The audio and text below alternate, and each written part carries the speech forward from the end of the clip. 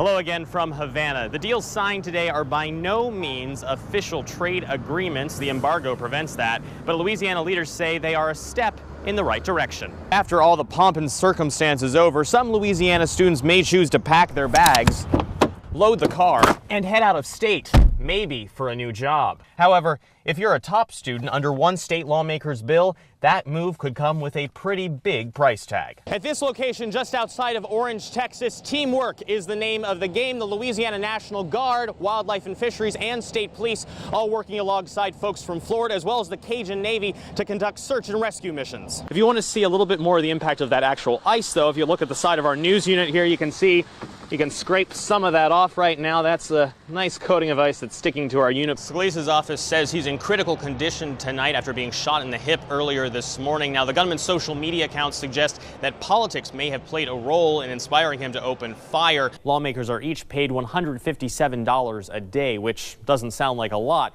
But when you consider there are more than 140 legislators and the session lasted 25 days, that begins to add up, with the state paying out $571,000. As the storm approached, Donald and Kimberly Stokes hunkered down here at the back of the house in their bathroom. They were covering over their dogs. The tornado sent them airborne. They landed way over there in the middle of the street. Early this morning, the president sounded off on Twitter, accusing the mayor of San Juan of poor leadership and saying the Puerto Ricans just want everything done for them. Collins says he was at work when the UPS driver first arrived on his porch. Almost immediately, his security camera sent a notification to his phone. I am live right now amongst a scary pack of tigers.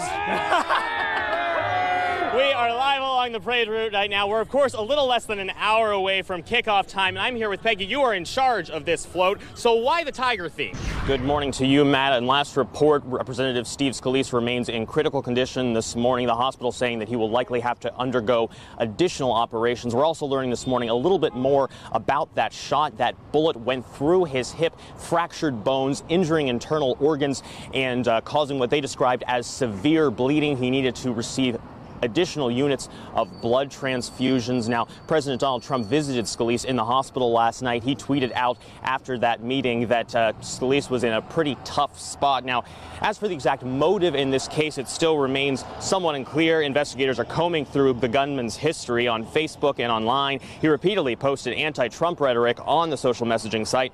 Now, I spoke with Louisiana lawmakers about the reaction to this shooting. At a time of partisan division, they pushed for unity.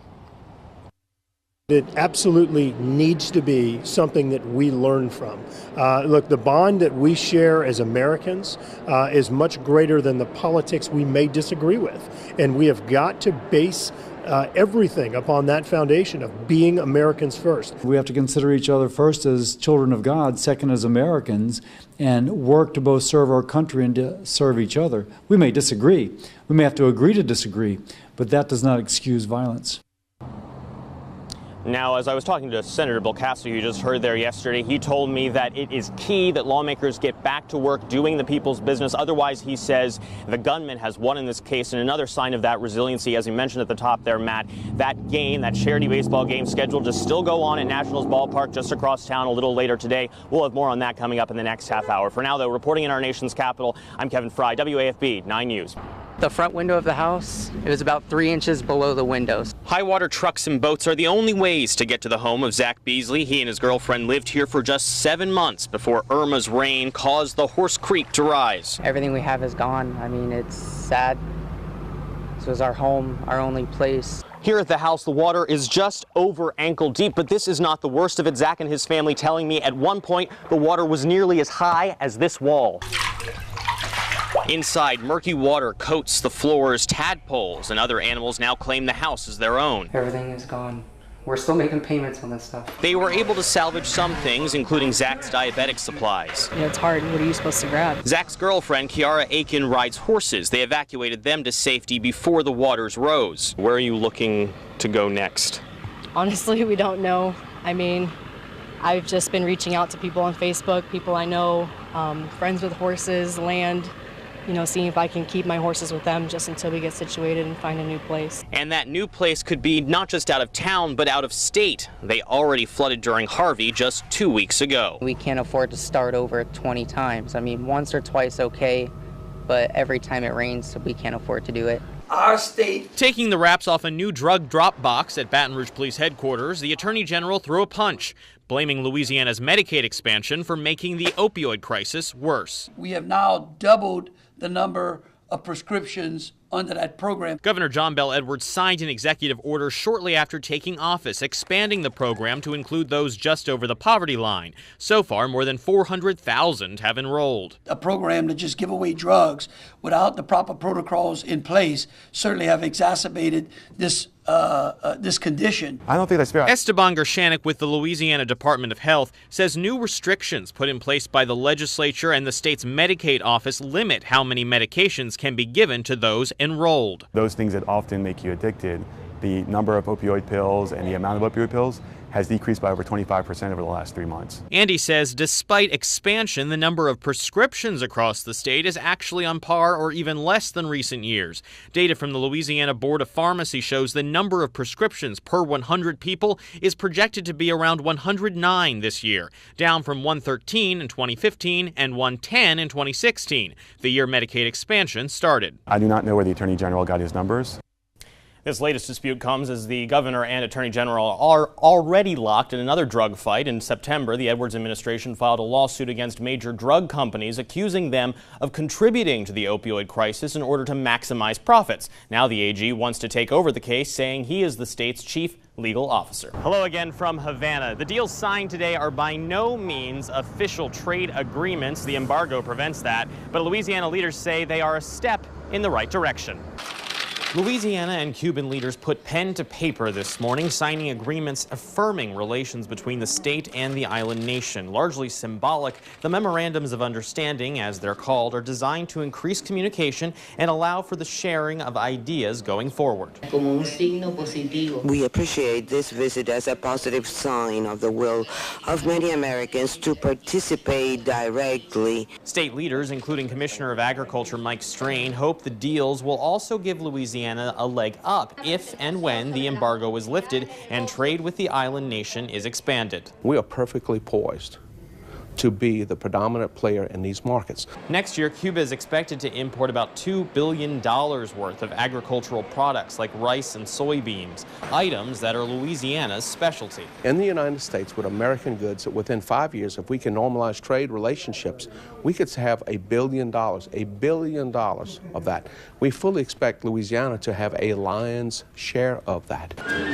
Even with the embargo in place, Louisiana has been allowed limited trade with Cuba for items deemed necessary for humanitarian reasons.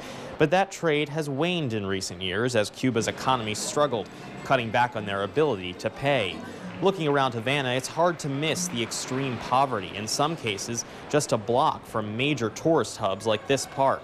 Strain says because of all this, the embargo should be lifted sooner rather than later. We have to renormalize these negotiations so that we can trade just like with any other country. But any chance of that could still be a long way off. Coming up tomorrow, the Louisiana group on the ground here in Havana will be visiting a port that is currently being expanded in order to entice more trade to the island. We'll have updates for you along the way. For now, though, reporting in Havana for the Raycom News Network, I'm Kevin Frey. There you go. With a hammer and some elbow grease, All this is mortars and tenons. Theodric Givens can match wits with any carpenter. His latest project, a dining room table set for a couple who flooded last August. They came, they wanted to buy, but they didn't really have the funds. So I turned around and told them, I said, well, look, I'll tell you what I'm going to do. I'm going to build a dinette set. But unlike most living in the Baton Rouge area, Givens never saw those floodwaters firsthand. I've been confined 41 years, 7 months, and 1 day. Convicted of second-degree murder in New Orleans in 1976, he's now in his 60s. He has so far spent 2/3 of his life at Angola prison. I done lost all my hair. Look at that. I don't have no hair on top of my head. During those decades, Givens learned to trade, rebuilding his life one project at a time. I look at where I come from, and I know I'm still not where I would like to be. But I'm satisfied at the progress. I'm happy with me. Sentenced to life, he was destined to live the rest of his years behind bars. But as of just a few weeks ago, he now has a chance at freedom. We have the district attorneys on board. We have the sheriffs on board. Earlier this year, in a rare moment of bipartisanship, state lawmakers approved 10 bills overhauling Louisiana's criminal justice system. Part of that reform, a chance at parole for about 130 lifers convicted in the 1970s, including Givens. When they were first sentenced, they were promised a shot at parole, but a technicality in the law prevented them from acting on it. Now they'll get that chance. This is not an automatic release. This has to go through a process, and the victims and the DAs, everybody will have their say-so. Well, without a doubt, the biggest cheer of the night was not for a football player or a play, but a congressman. Take a listen. Steve Scalise getting a big hug from Coach O. The congressman returned home to Louisiana for the first time since being shot at a baseball practice outside D.C. back in June. Later, Scalise stood shoulder to shoulder next to LSU President F. King Alexander during the national anthem. Earlier today, the congressman tweeted out this picture of him and his wife going to the polls in Jefferson Parish. Now, the reason is because today was the first day of early voting across Louisiana ahead of the October 14th election. Polls will be open all week through next Saturday from 8:30 a.m. to 6 p.m. with the exception of tomorrow. Topping the ballot is the race for the Treasurer's office. Candidates are vying to replace former Treasurer and now Senator John Kennedy. Now, before you head to the polls, be sure to check out the 9 News app. There you'll find information about polling locations along with a breakdown of those 3 constitutional amendments up for a vote.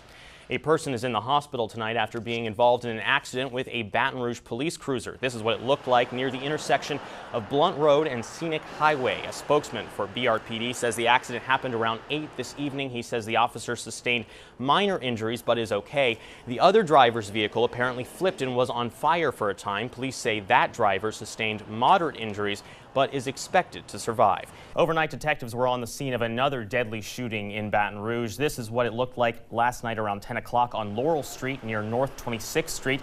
That's where Baton Rouge police say 21-year-old Anthony Campbell was found dead from apparent gunshot wounds. Detectives have not said what led up to the deadly scene or whether they have any suspects in mind. If you know anything that may be able to help those investigators, call Crime Stoppers at 344-STOP.